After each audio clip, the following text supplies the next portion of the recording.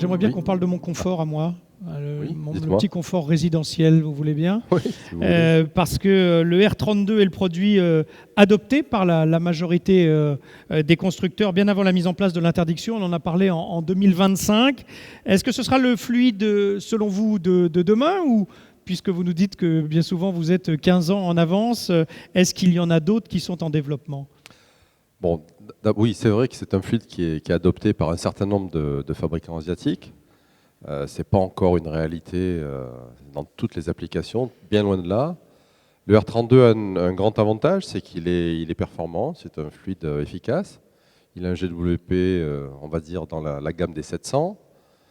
Vous avez entendu Pierre tout à l'heure qui disait que l'objectif c'est 400 en moyenne, ça veut dire que beaucoup d'applications doivent être en dessous. Donc c'est déjà un fluide qui est mort-né, c'est-à-dire qui n'a qu'une durée de vie relativement courte.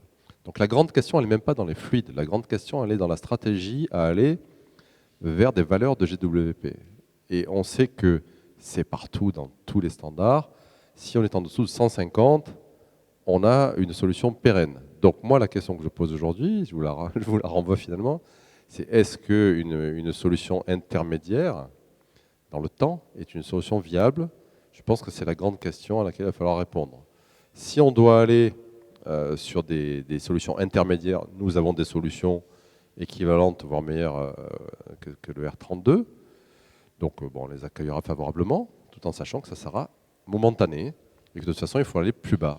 Et pour aller plus bas, on aura également d'autres solutions, comme le R455A, mais qui correspondra à des plateformes de capacité supérieure, c'est-à-dire qu'il faudra avoir des compresseurs plus gros, des systèmes un peu plus gros.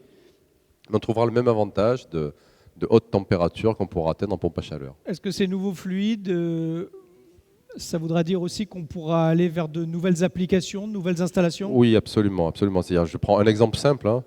Aujourd'hui, quand on veut faire une pompe à chaleur dans des pays où il fait froid, c'est-à-dire des pays où il fait moins 20, moins 25 l'hiver, et on veut faire du chauffage avec de l'eau à 60-70 degrés, bah, c'est quand même très compliqué.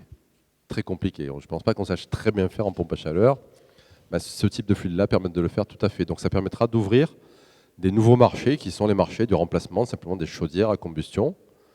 Et là, on a un apport écologique à faire assez phénoménal, puisqu'on aura non seulement une suppression de toutes ces combustions, de fluides fossiles, mais en plus, on aura une efficacité très très nettement supérieure.